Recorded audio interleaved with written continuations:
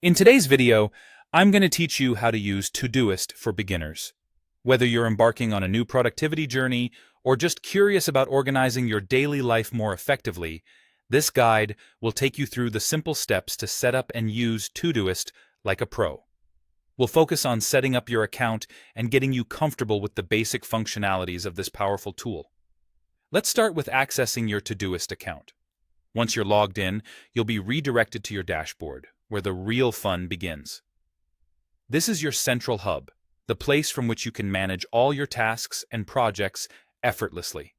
Now, let's dive into creating your first project, which acts like a folder where you'll keep everything related to specific activities or goals you want to achieve. Look at the sidebar, and next to My Projects, click the plus icon. This is where you can create your new project. You'll want to give your project a descriptive name so you know exactly what it's all about. Choose a color for it. This not only keeps things visually organized, but also helps differentiate projects at a glance. You can decide how you want to view your project, either as a list, a board, or a calendar. These features are particularly handy if you're a pro or business user, offering you an extra layer of customization. Let's move on to adding some tasks to your project. In your New Projects view, simply select Add Task and type in your task's name. This part is crucial because it helps you keep track of what needs to get done. Don't forget to include a due date while you're typing in the task. Due dates help ensure you meet your deadlines and stay on top of your commitments. When you have larger tasks, breaking them into subtasks makes everything more manageable. Choose the main task you want to divide, click Add Subtask, and input your subtask's name and due date.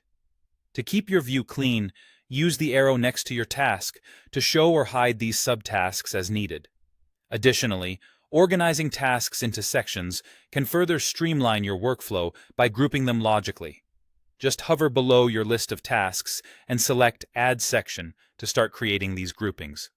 For those tasks that don't quite have a home yet, your inbox is a perfect temporary spot. You can find your inbox at the top of the sidebar, and from there, it's straightforward to move tasks to the correct project later on.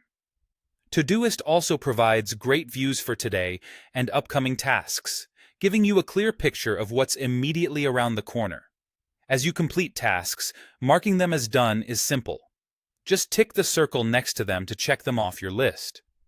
If you ever want to look back at what you've accomplished, click the three dots icon at the top of your project and select Completed Tasks.